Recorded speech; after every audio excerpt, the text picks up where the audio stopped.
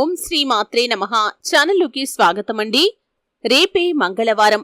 ఈ ఒక్క వస్తువుని ఇంటికి తెచ్చుకుంటే అడుక్కునే వాణ్ణి సైతం కోటీశ్వరుణ్ణి చేస్తుంది. అయితే మంగళవారానికి ఉన్నటువంటి విశిష్టత ఏంటి? అలాగే మంగళవారం రోజు ఏ ఒక్క వస్తువుని ఇంటికి తెచ్చుకుంటే ఆర్థిక పురోగతి సాధిస్తారు, లక్ష్మీ కటాక్షాన్ని మీరు పొందుకుంటారు. ఈ పూర్తి వివరాలు అన్నీ కూడా ఈరోజు ఈ వీడియోలో వివరంగా తెలుసుకుందాం.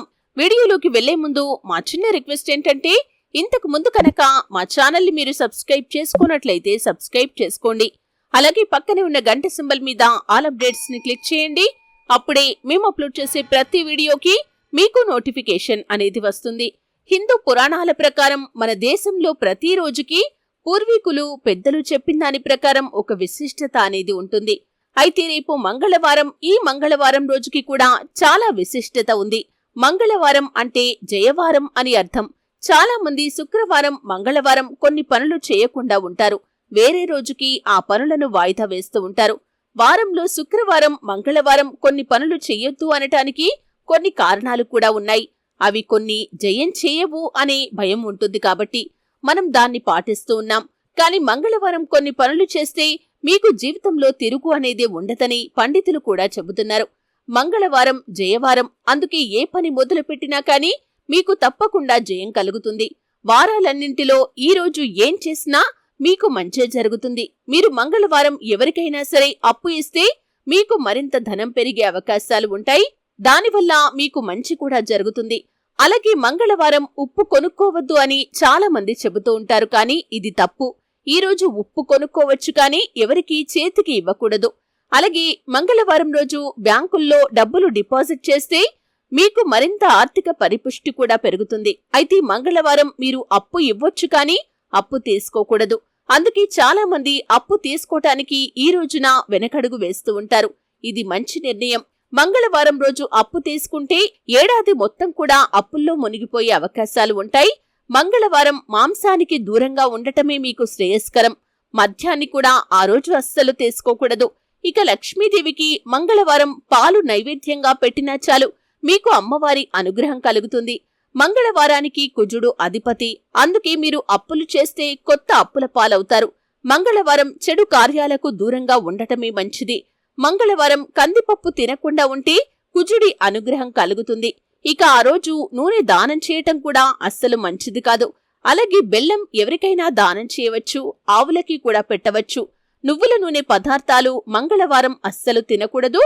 అలాగే నువ్వుల నూనె కూడా మంగళవారం కొనకూడదు. అలాగే ముఖ్యంగా మంగళవారం రోజు మీరు ఏ ఒక్క వస్తువుని ఇంటికి తెచ్చుకోవాలి అనే విషయాన్ని కనుక చూసినట్లయితే, మంగళవారం రోజు మీరు పసుపుని ఇంటికి తెచ్చుకోవాల్సి ఉంటుంది.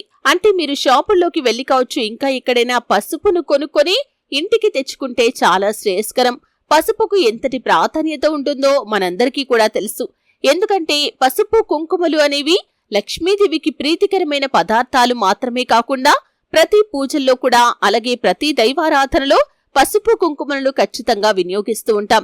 ప్రతి శుభకార్యాల్లో, పండగలు, వ్రతాలు, నోములు ఇటువంటి వాటిల్లో కూడా పసుపు లేనిదే ఏ పని కూడా జరగదని చెప్పుకోవాలి. అలాగే ముఖ్యంగా స్త్రీలు కాళ్లకు పసుపు రాసుకోవటాన్ని మనం గమనిస్తూ ఉంటాం.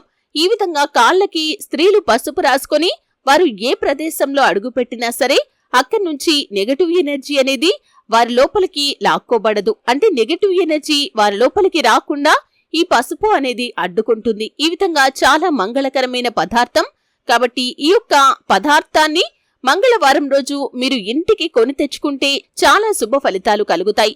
అలాగే పసుపును బంగారంతో సమానంగా కూడా చూస్తూ ఉంటారు. కొన్ని ప్రత్యేకమైన పండగ దినాల్లో బంగారం కొనుక్కోవాలనే నియమం కూడా చాలా మందికి ఉంటుంది. అటువంటి సమయంలో బంగారం కొనుగోలు చేయలేని వారు కూడా ఈ పసుపును కొనుగోలు చేసినా సరే బంగారం కొనుగోలు చేసిన దానితో సమానమైన ఫలితాన్ని మీరు పొందుకుంటారు. అంతటి శ్రేయస్కరం ఈ యొక్క పసుపు అనేది. మీ జీవితంలో సకల శుభాలను మీకు అనుగ్రహిస్తుంది.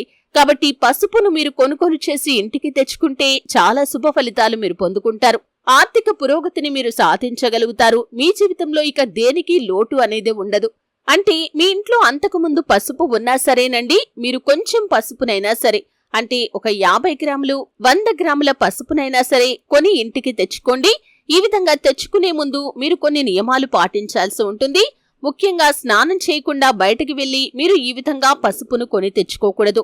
ముఖ్యంగా మీరు చేయాల్సింది ఏమిటి అంటే గనక, మీరు ఉదయాన్నే లేచిన తర్వాత మీ యొక్క ఇల్లంతా కూడా శుభ్రం చేసుకున్న తర్వాత, స్నానాది కార్యక్రమాలు పూర్తి చేసుకున్న తర్వాత, మీరు ఇంట్లో దీపారాధనకు అన్నీ సిద్ధం చేసుకుని మీరు బయటకు వెళ్లి పసుపును కొనుక్కొని రావాలి. ఒకవేళ మీరు కాకుండా, అంటే పూజ చేసేవారు కాకుండా మిగతా వ్యక్తులు ఎవరైనా సరే ఈ విధంగా పూజకు అన్నీ సిద్ధం చేసుకున్న తర్వాత బయటికి వెళ్లి పసుపును కొనుక్కొని వచ్చి ఆ యొక్క పసుపును ఒక స్టీల్ బౌల్లో కానీ, లేకపోతే మీ ఇంట్లో గాజు బౌల్ ఉంటే గాజు బౌల్లో కానీ వేసి మీరు మీ యొక్క పూజా మందిరంలో పెట్టండి. ఈ విధంగా పెట్టిన తర్వాత మీరు పూజ చేసుకోవాల్సి ఉంటుందండి.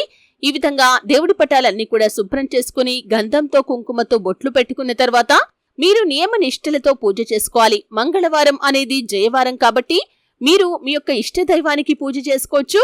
అలాగే ప్రత్యేకించి ఆంజనేయ స్వామికి కూడా ఈరోజు పూజలు చేస్తూ ఉంటారు కాబట్టి ఆంజనేయ స్వామి స్తోత్రాలను అలాగే మీకు వచ్చిన శ్లోకాలను పఠించవచ్చు.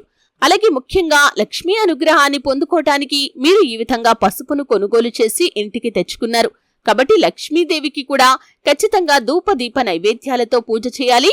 అలాగే లక్ష్మీదేవికి నైవేద్యంగా పాలను పెట్టాల్సి ఉంటుంది. ఈ విధంగా పాలను పెట్టిన తర్వాత మీరు పూజను ముగించుకున్న తర్వాత ఆ పసుపు ఏదైతే ఉందో ఆ పసుపులో ₹1 నాణాన్ని వేసేయండి. ఈ విధంగా పూజ గదిలోనే ఆ యొక్క పసుపును ఉంచాల్సి ఉంటుంది. అంటే మీరు ఎక్కువగా పసుపును దాంట్లో వేయాల్సిన అవసరం లేదండి. ఒక 50 గ్రాముల పసుపైనా సరేనండి. ఈ విధంగా దాంట్లో వేసుకొని మీరు మీ ఇంట్లో పూజ చేసుకోవాల్సి ఉంటుంది. ఈ విధంగా పసుపును మంగళవారం కొనుగోలు చేయటం వల్ల మీ జీవితంలో మీకు ఎటువంటి బాధలు కష్టాలు ఉన్నా కూడా తొలగిపోతాయి. లక్ష్మీ అనుగ్రహం కోసం మీరు ఈ విధంగా పసుపు కొనుగోలు చేశారు. లక్ష్మీ అనుగ్రహాన్ని పొందుకోవటానికి ₹1 నాణాన్ని ఆ పసుపు ఉన్నటువంటి గిన్నెలో వేసేయండి. ఈ విధంగా మీరు వారం పాటు ఈ యొక్క పసుపు గిన్నెను అదే విధంగా ఉంచవచ్చు. ఆ తర్వాత ఆ పసుపును నీటిలో కలిపి ఏదైనా చెట్టు మొదట్లో వేసేయండి. ఈ విధంగా చేస్తే కనుక శుభ ఫలితాలు మీరు పొందుకుంటారు. మీ జీవితంలో మీరు కోరిన కోరికలు అన్నీ కూడా తీరతాయి. మీ జీవితంలో మీకు ఎటువంటి కష్టాలు బాధలు ఉన్నా కానీ అవన్నీ కూడా తొలగిపోతాయి. ముఖ్యంగా మంగళవారం రోజు ఈ విధంగా పసుపు కొనుగోలు చేసిన వారికి ఆర్థికంగా ఊహించని పురోగతి కూడా మీకు లభిస్తుంది. ఈ రోజు హనుమంతుడికి పూజ చేయటం వల్ల కూడా మీకు అనేక రకాల శుభ ఫలితాలు కలుగుతాయి.